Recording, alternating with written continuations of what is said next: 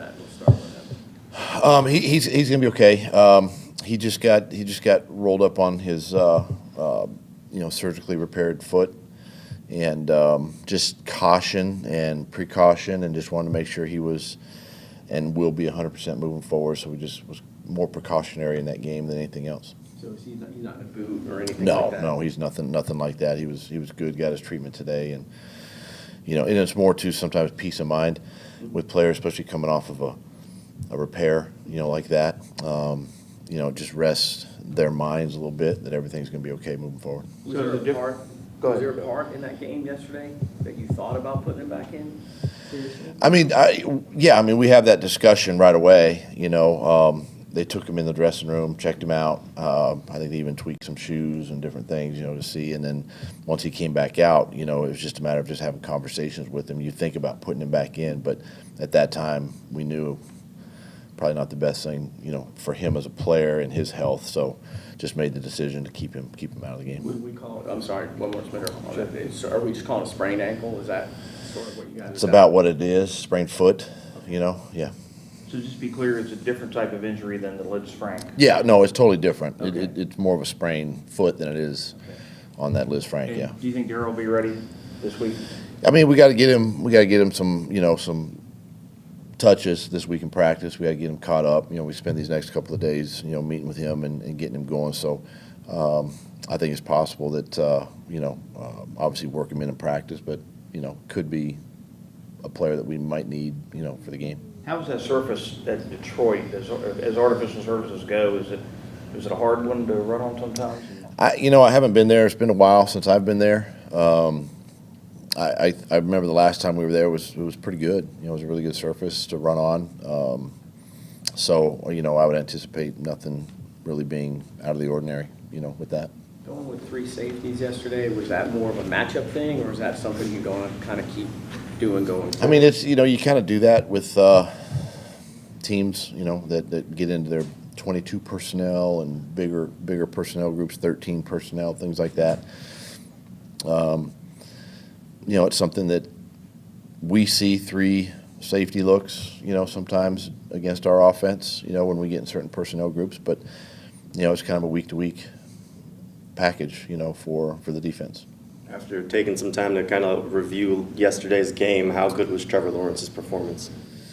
He played well. He played tough, played smart, took care of the football, other than the one, strip sack there at the end, towards the end, late in the fourth quarter. But I thought he played really well. Made some really big throws.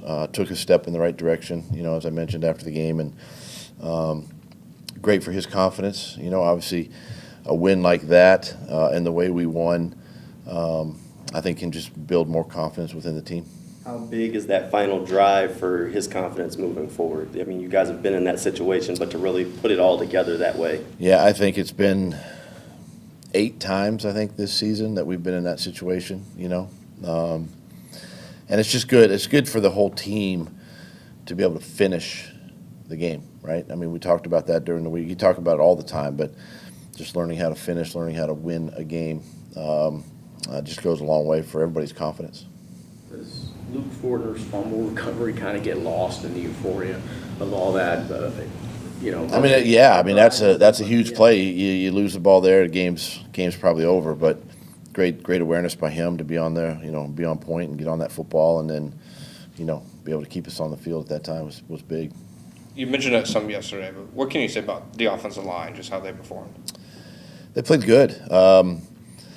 We'd like to get more out of the run game, but you're playing a really good run defense, and sometimes you have to do what works, and throwing the football, yesterday was the deal. But I thought watching it today, those guys, not perfect, but at the same time they battled, and really kept the pocket clean, for Trevor, and did some nice things. It's a talented group, as we've talked about, Baltimore is, and they can present some problems. Their linebackers are active, and I thought our O-line did a nice job kind of handling that. What did you think about Chad and Devin, how they kind of played in their independent roles?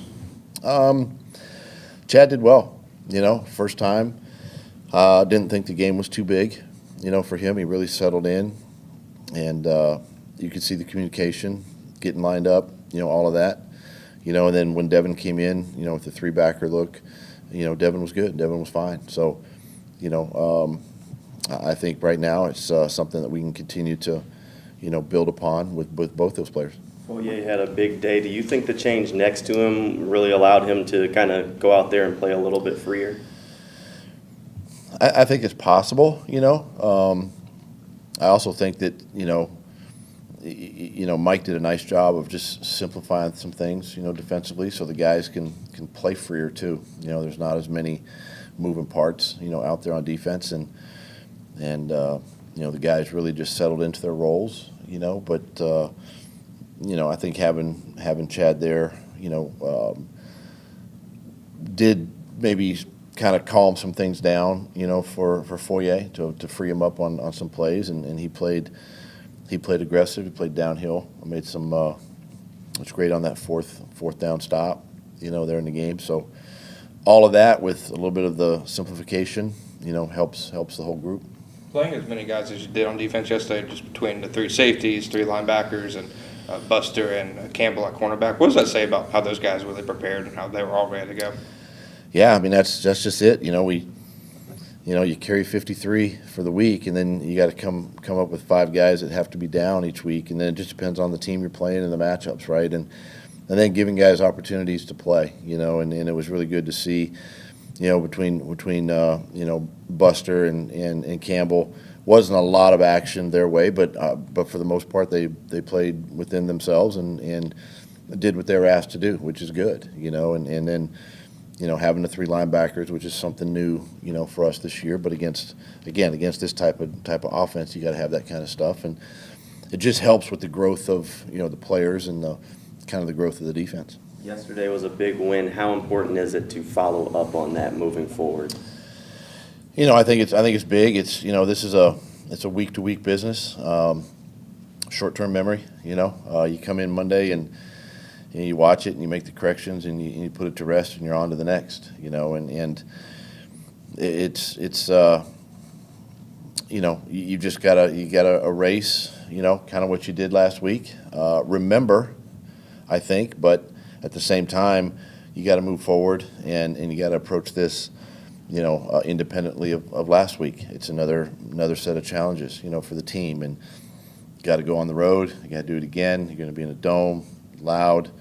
This team is, they've won here lately, and they're playing much better as well. So it's another good challenge for us. Yeah, last 4 minutes, a lot of emotional ups and downs when you taking the lead and then come back hitting the big play and then the touchdown to Marvin. While it's being reviewed, the 2-point conversion, and then Tucker having that chance at the end. Is it a mark of a rapidly maturing team that they didn't get 2 up or 2 down? They kind of stayed on an even keel and did what was necessary. I think it's a step in the right direction, and I do think that, even your team kind of feeds off the coaches too, right? And if there's panic on the sideline from us, the players are going to feel that and understand that. If there's anxiety, if there's that excitement as to what are we going to do, decision making. But that's one of the things that I've been, impressed with our staff is just in moments of what seemed like chaos, right, on the field, there's a lot of calm. And I think the players feel that, and we kind of coach through that. And so the guys understand it. And that again, it is a step in the right direction of understanding, the situation. Offensively, we had to make decisions whether it was going to be 2nd and goal from the 10 or it was going to be a 2-point conversion. So we have 2 different scenarios working. But fortunately, we had time, as you mentioned, as they reviewed that play, and the guys handled it well. And you're the coaching staff. Starting with you, there's not a whole lot of body language on the sidelines in reaction to something adverse going on out there. And I mean, I know some coaches are more emotional than others and everything, but do you make a concerted effort to talk to your coaches, from the day you took over to now, to project that calmness so the players stay calm? Is that? Yeah, no, I learned that a long time ago as a young coach in this business, and I learned it really as a player too, is you never try not to wear your emotions on your sleeve. You don't let your opponent kind of see you sweat or upset. And, cooler heads prevail. And, it's just it's something that I try to teach the staff. Obviously, we teach it to the players, and and really the only way you get through things like that is to have great communication. And the communication just doesn't start on game day. It starts throughout the week, and being prepared for these scenarios, and understanding those situations and how much time is left, timeouts, score, what do we need, field goal, touchdown, all that kind of stuff, 2-point to win. All those things are rehearsed during the week, and so for us as a staff, there's no calm. It's more about just the communication and understanding what we're trying to get done. And have you ever slammed a headset or your visor? Do you recall that? No, I don't think so. They'd probably find me. Those things are expensive. Okay. No, good. How significant was the opponent and time of year for you yesterday? I mean, that's a franchise that wins those games, the Ravens. I tell you, it's one of the things we talked to our team a little bit about this past week too, is, the culture that Coach Harbaugh has established there, for so many years, and how they've built that team, and there's a true identity, with that team, and they know exactly who they are, and we're trying to get all that established here, right, and learn, and that's a well coached team, a disciplined group. That's the type of game that chances are they pull that game out, and win that game. So just a credit to our guys, for hanging in there, 60-minute football game, battling to the end. But I'll say this, that it's looking at Baltimore and again what Coach Harbaugh has established there is kind of a model, I think, to what, from a culture standpoint, what we're trying to get done here. You don't like talking to us after games or whatever, which I get, but you seemed really drained after yesterday's game. Did that one take a little more out of you than the other ones did? No? Just goes back to his point. It's like, I'm not going to show my emotions, in a press conference. Right? There you go. Yeah. The confidence level in this locker room, you can talk about how much a win like that can build the confidence, but it seems like even throughout the struggles this season, the confidence level in this group has been taking a step up each week, even after some of the losses. In your experience as a coach, is that strange? Is that just what you've seen from the team, and is that encouraging? It's a strange year for us. You look at 7 losses, and 6 of those are one-score games, and then, this is a one-score game, 2-point to win, but you look at a lot of different things, and you're thinking, wow, this should be different, right? I mean, you have a receiver that goes for 145 yards but no touchdowns. It's like that's kind of strange, right? Typically, a guy has at least a touchdown or 2, 2-point conversion, but it's that oddity, right, of all of that, and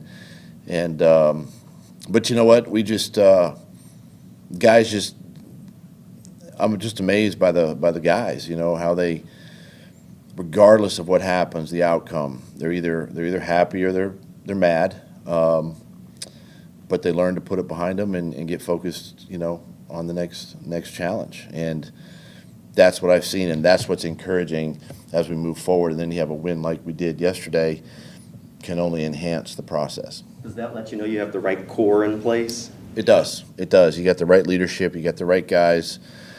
You got the right coaches. You got a lot of support within the organization, and that can again set you on a path, that you hope leads to more of those. Cincinnati did you guys a little bit of a favor by beating Tennessee, so now instead of 4 back, it's you win, they beat the Titans, and you get to play them twice. So is that what you mean when you say your opportunities are out there in front of you still? Exactly. Everybody in our division is chasing Tennessee. It's a good football team. Coach Vrabel has them playing well. Cincinnati had a good game plan yesterday, beat them, but it's a good football team. But we know what's ahead of us. We've got some really good teams, on our schedule ahead of us that are all playoff caliber teams that, you know, in order for us to be there at the end, we've just got to continue to prepare, you know, the way we've done that. And, you know, this is the next one, you know, Detroit this week, and we'll worry about Tennessee, you know, next week and move on from there. But it's all part of that plan. Before the season, Ethan Wass said that when teams, before they get good, maybe before the wins happen, there's a different vibe in the hallways, a different vibe around the team where guys start to get the understanding that you're a pretty good football team. I mean, throughout this season, are you starting to kind of get that feel? Maybe, okay, we've got that. It just hadn't clicked yet. Yeah, I think the guys have believed all along that they're a good football team. You know, it's just one little thing here or there that's kept us from winning some of these games. But I believe they believe in themselves. They believe they're a good football team. I remind them of that, right? But I don't have to remind them all the time. They believe that. Yesterday was a great example. The excitement on the sideline, the enthusiasm on the sideline, there at the end is, it's just what you want, and it's something, again, that can propel you, the rest of the year. Barring any kind of setback, would you expect Travis to be able to play Sunday or no? No, I think so. Yeah, I think so, barring anything crazy this week. But, yeah, I think he'll be fine and be ready to go. Good. Yeah. Good. Thank you. Appreciate it, Doug. All right, guys. I know you didn't disagree when I said